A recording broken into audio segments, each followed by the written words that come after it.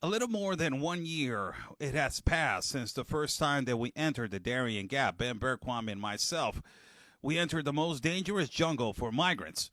It has been 3 times. I believe that we are the only journalists in history that have entered that jungle 3 times and walked that jungle 3 times. Ben Berquam, an American journalist, and Oscar Blue Ramirez, myself, a Mexican journalist, documenting this. But the video about this is what we documented on our first trip, that we broke the news and we opened up, this enormous discovery that we found accidentally. We walked into it in the part of Necoclí, that this is a port of departure, municipal city in the part of Colombia before, going into the sea that delivers the migrants through these tourist boats into the villages of, like, say, Acandí, let's say Capurganá.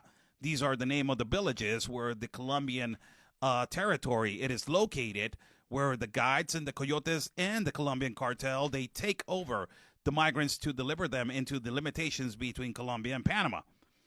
As we were walking this strip on the part of Necoclí, we found that they were shopping carts where they were selling all types of obstacles and things that you need when you go inside of the Darien. That particularly caught our eye. They're saying, like, wow, this is now it has, economical business right here. Human misery, is creating a business. But the most amazing thing was not that. It was when I accidentally walked into a conventional stand, I believe so, of the United Nations. And this was just steps away from with the boat that particularly takes over the migrants into the jungle. And it was a conventional stand by the UN that had a banner that said prevention kit for abuse. And it caught my eye, and I was like, you have to be kidding me. They're giving out a prevention kit for abuse before you enter the jungle? How is this possible? And yes, it had multiple things. One of the things, it was a whistle. For you, if you were being abused inside of the jungle, you can use a whistle. Who is going to hear you out with a whistle in the middle of the jungle? But they were giving out a whistle.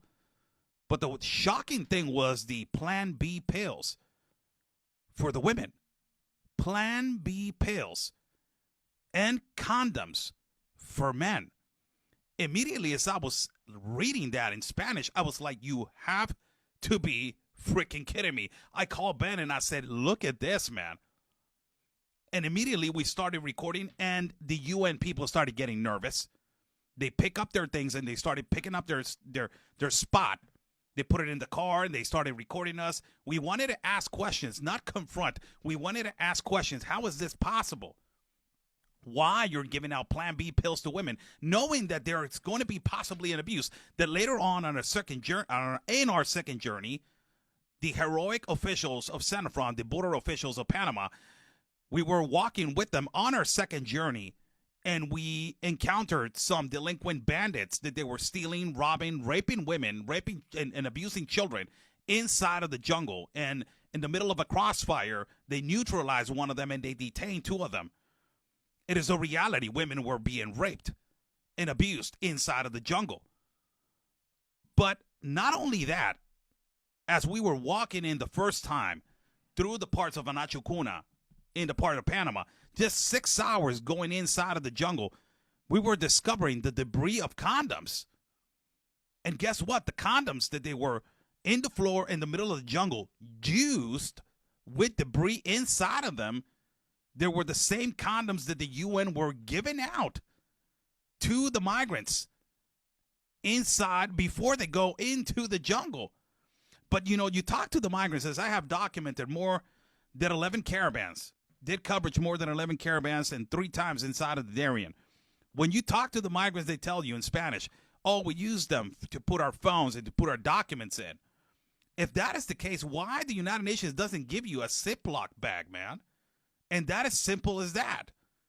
Why it has to be giving condoms and Plan B pills before entering the most dangerous place for migrants, that is the Darien Gap. It was just shocking and unbelievable for us that this is the kind of promotion that the UN was doing. And after we started delivering this and opening up about this specific topic, we started getting a lot of backlash from these international organizations, of course. Why? Because we were exposing what they were not doing, that is actually preventing and telling women, don't go in. It is the most horrible place for you. It is not going to be nice. You're going to suffer possibly consequences of abuse. And we have seen and we have recorded inside of the jungle decomposed bodies of migrants that they don't make it. You're possibly going to die. You're not going to survive because this is a horrible journey. Instead of preventing and saying that, what does the United Nations do? They put a banner to give out a whistle. And not only that, to give out Plan B pills and condoms for migrants before they enter the most dangerous place for them to walk and possibly make it or not possibly make it out. I'm Oscar Blue for Real America's Voice News. This is a small capsule report of what Ben Berquam and myself, we have reported 3 times going inside of the most dangerous place for migrants, that is the Darien Gap. Stay safe, and like we always say, God's plan, it is our mission.